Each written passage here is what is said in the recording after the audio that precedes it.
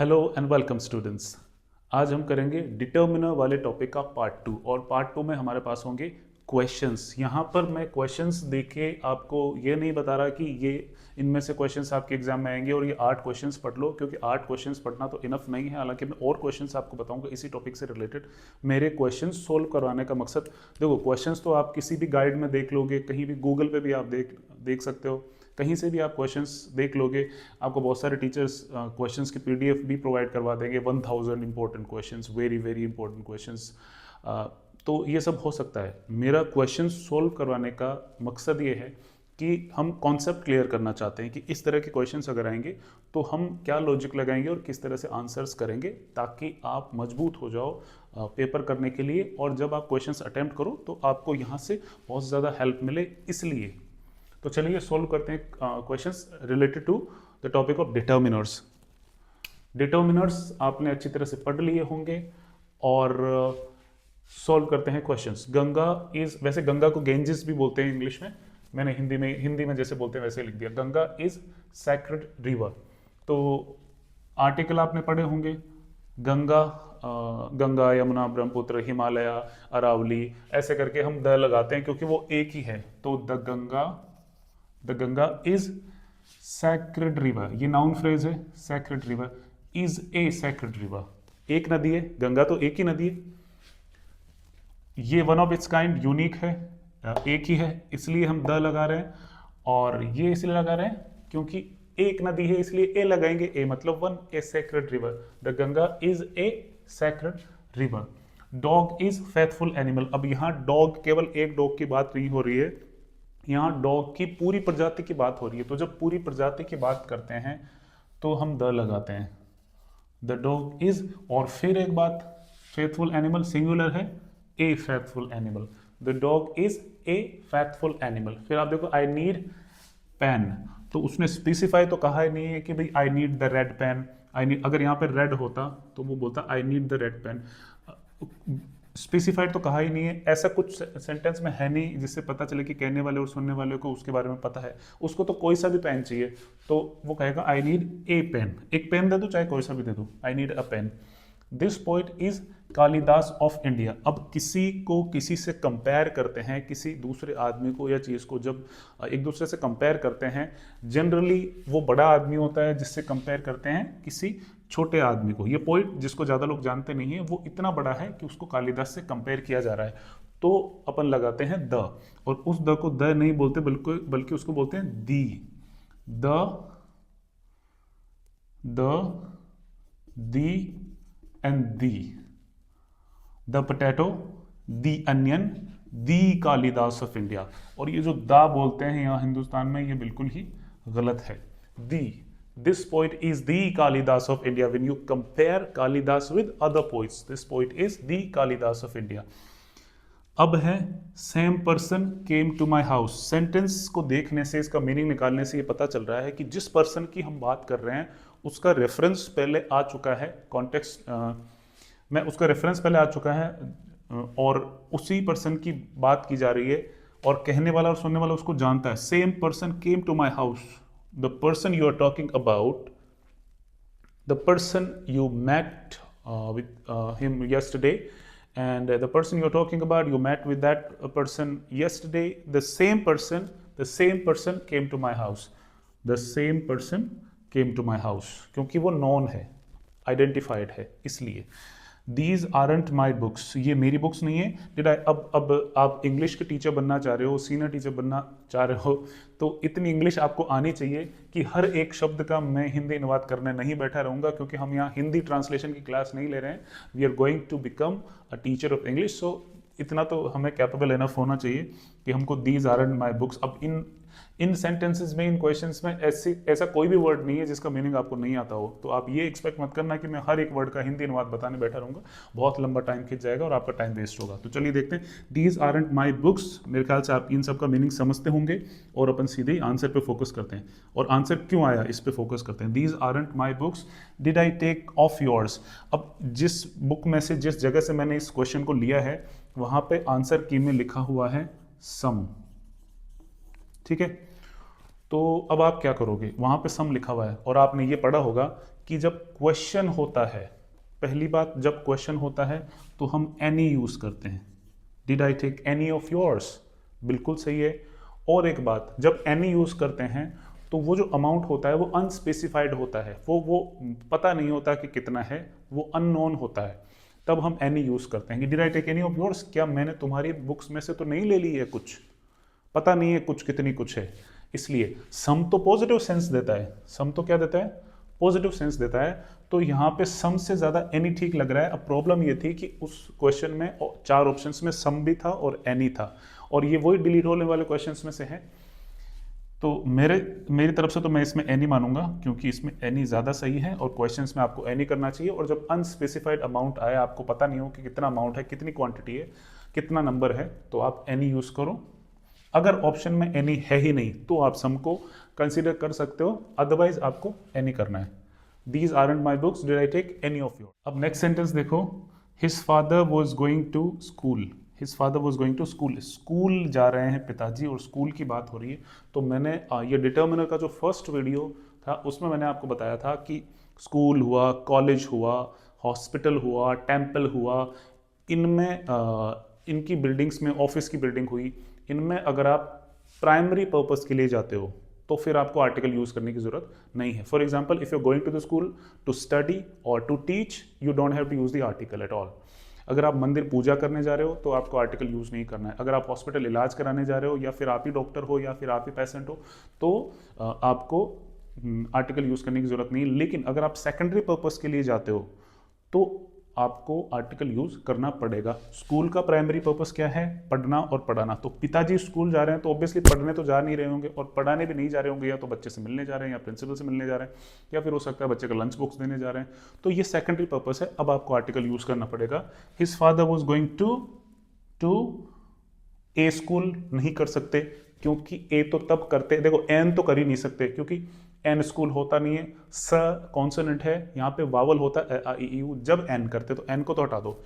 और ए स्कूल आप कहोगे कि स्कूल तो एक ही है तो ए कर दूं, तो ए आप यूज नहीं कर सकते। क्यों नहीं कर सकते? इसलिए नहीं कर सकते क्योंकि पिताजी जब स्कूल जा रहे हैं बच्चे की, तो पिताजी को तो पता है ना बच्चे की कौन सी स्कूल है, नहीं, वो खुद ही एडमिशन करा के आए, तो ये आइडेंटिफाइड है, इसलिए हम ए का यूज नहीं करते। ए का यूज तो तब करते हैं जब वो नॉन आइडेंटिफाइड होता है, जब उसको अपन जानते नहीं है, अननोन होता है तब। तो ए और एन दोनों का यूज नहीं करेंगे अब आर्टिकल में, और बचा क्या है, या तो जीरो आर्टिकल या फिर द।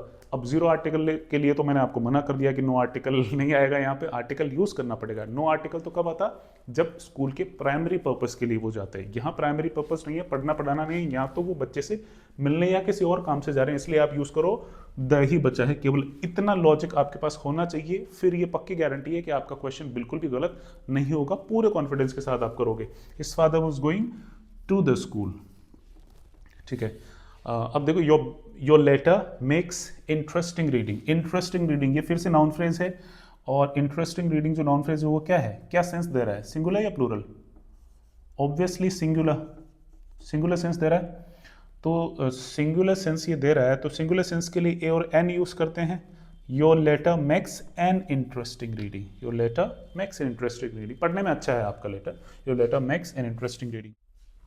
चलिए सॉल्व करते हैं कुछ और क्वेश्चंस। मैं फिर से आपको कह रहा हूँ कि क्वेश्चंस के नंबर पे आप मत जाओ कि इतने कम क्वेश्चंस हम सोल्व कर रहे हैं। आप क्वेश्चंस की क्वालिटी पे जाओ और आप ये देखो कि हमको कॉन्सेप्ट समझना है कि इस तरह के क्वेश्चंस में ऑप्शंस ये दिए होते हैं, तो हमको कौन सा डिटर्मिनर यूज़ करना है। ऐसे तो आप 500 क्वेश्चंस डिटर्मिनर को सॉल्व कर दोगे तो भी इस बात की कोई गारंटी नहीं है। पढ़ लोगे आप 500 क्वेश्चन, 1000 क्वेश्चन डिटर्मिनर के, तो भी इस बात की कोई गारंटी नहीं है कि जो एग्जाम में आपको अलग वर्ड्स देके, अलग मीनिंग देके, अलग सेंटेंस देके डिटर्मिनर पूछा जाएगा तो आप उसको करेक्ट ही कर दोगे। ऐसा कुछ भी नहीं है। करेक्ट आप कब करोगे, जब आपको कॉन्सेप्ट समझ में आ जाएगा, तब आप उस क्वेश्चन को करेक्ट करोगे। तो हम यही कोशिश कर रहे हैं आपको कॉन्सेप्ट समझाने की कि कौन सा डिटर्मिनर कब यूज होता है, और ये इसमें फ्लेक्सिबिलिटी रहती है, वो आपको समझनी पड़ेगी। The new taxes will impose extra burden on common man। 2 blank spaces हैं इसमें, 2 आर्टिकल्स यूज होंगे, नो आर्टिकल भी हो सकता है कहीं पे, ये भी आपको याद रखना है। और ऑब्वियसली डिटर्मिनर भी हो सकता है, और आर्टिकल्स तो डिटर्मिनर होते हैं, तो आर्टिकल्स प्लस दूसरे डिटर्मिनर्स, इनमें से कुछ भी हो सकता है। The new taxes will impose extra burden on common man, क्या आएगा, the new taxes will impose extra burden noun phrase है, सिंगुलर है, सिंगुलर नाउन फ्रेज है, क्या आएगा? N extra burden. क्यों? क्योंकि ए वावल साउंड है, एन एक्स्ट्रा बर्डन, और एक्स्ट्रा बर्डन एक होता है, N extra burden. The new taxes will impose an extra burden on common man, आम आदमी, द कॉमन मैन, आएगा आएगा। The new taxes will impose an extra burden on the common man, on the common man. Next question है, I got my education at MDS university, Rajasthan university, कोई सी भी university. I got my education at MDS university, नाम है MDS university, proper noun है, लगाने की जरूरत नहीं है article. I got my education at MDS university, no article, no article, ठीक है। और वैसे भी उसने एजुकेशन हासिल की है MDS यूनिवर्सिटी से, तो एजुकेशन देना ही यूनिवर्सिटी का पर्पस है, तो उसका प्राइमरी पर्पस है, और प्राइमरी पर्पस होता है तो आर्टिकल लगाने की जरूरत नहीं पड़ती, no article. I got my education at MDS university. I take egg every day, एक अंडा रोज लेता है, एन एग, और एग ए है, ए, तो ए वावल साउंड है, इसलिए हम एन यूज कर रहे हैं। I take an egg every day. Postman's little boy says that his mother is in hospital। अब देखो बहुत इंटरेस्टिंग क्वेश्चन है। Postman's little boy, ये पूरा का पूरा नाउन फ्रेज है, और ये क्या कह रहा है? अच्छा, आपको ये देखना है कि ये जो नाउन फ्रेज है ये सिंगुलर है कि प्लूरल है। Postman's little boy, यहाँ पोस्टमैन की बात नहीं हो रही है, यहाँ उस लड़के की बात हो रही है। पोस्टमैन उसके पापा का रेफरेंस देके लड़के की बात हो रही है कि पोस्टमैन्स लिटिल बॉय, जो पोस्टमैन का जो छोटा लड़का है वो एक लड़का है, सिंगुलर है, तो क्या ए यूज करें, एन यूज करें? एन यूज नहीं करेंगे क्योंकि ये तो प का साउंड है, प तो कॉन्सोनेंट होता है, और ए यूज करेंगे क्योंकि ये कॉन्सोनेंट साउंड है, इसलिए। तो क्या ए यूज करें? नहीं। क्यों?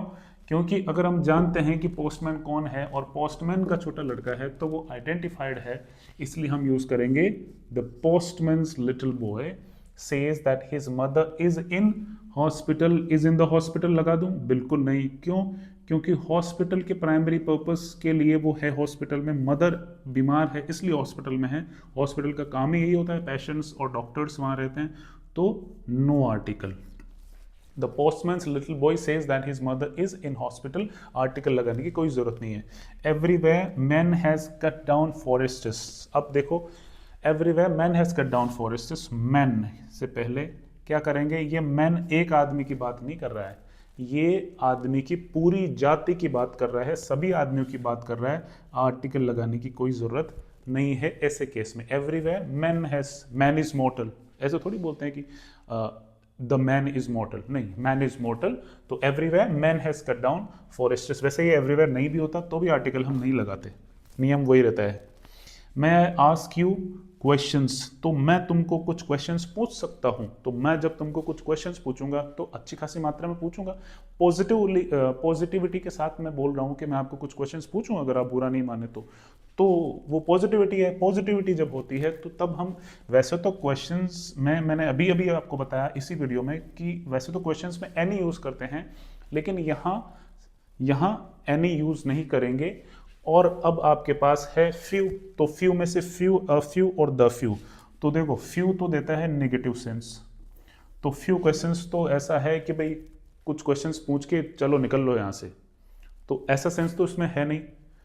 और द फ्यू मतलब जितने क्वेश्चंस है उतने सारे, तो ऐसा भी कोई सेंस है नहीं इसमें, जितने हैं उतने सारे का कोई सेंस नहीं है। नेगेटिव भी सेंस नहीं है, पॉजिटिव सेंस है, और पॉजिटिव के लिए यूज करते हैं अ फ्यू।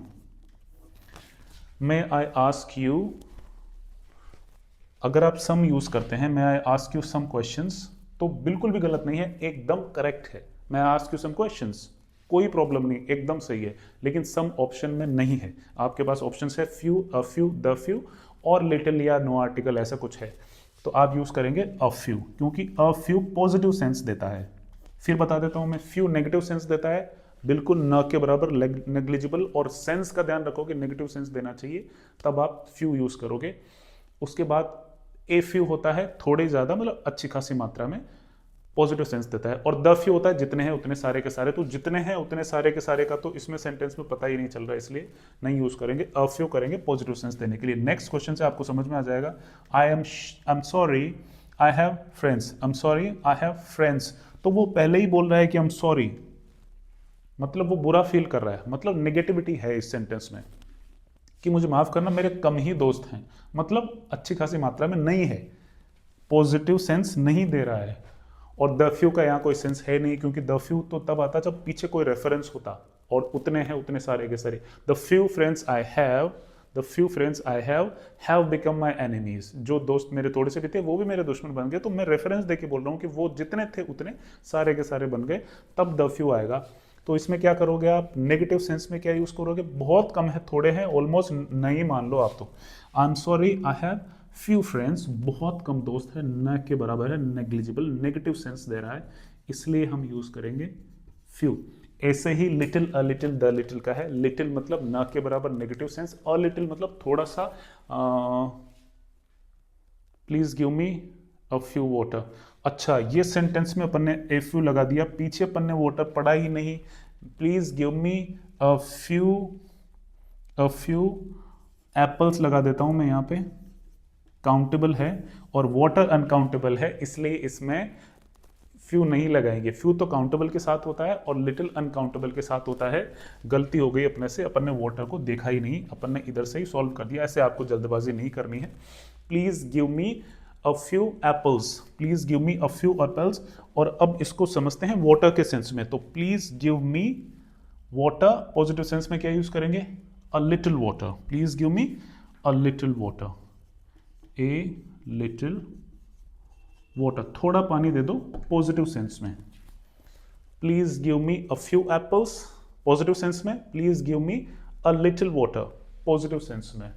तो इस तरह से आप सॉल्व करेंगे डिटर्मिनर के क्वेश्चंस। लॉजिक आप लगाएंगे। मैं हर टॉपिक में आपको बोलता हूं कि आपको लॉजिक लगाना आना चाहिए, आपको सेंटेंस क्या सेंस देना चाह रहा है ये आना चाहिए, और स्पेशली आपको ये भी पता होना चाहिए कि ये जो सेंटेंस, ये जो मीनिंग निकल रहा है, ये नेगेटिव सेंस दे रहा है कि पॉजिटिव सेंस दे रहा है, कि न के बराबर का सेंस दे रहा है, कि कुछ अच्छे खासे इनफ मात्रा का सेंस दे रहा है। सेंस बहुत ज़रूरी है सेंटेंस में आपको समझना, तभी आप आंसर करेक्ट कर पाओगे। तो इसी तरह से सॉल्व करते रहिए क्वेश्चंस, और अगर आपको कुछ समझ में नहीं आया तो you can also right and ask in the comment box, I will definitely give the answers.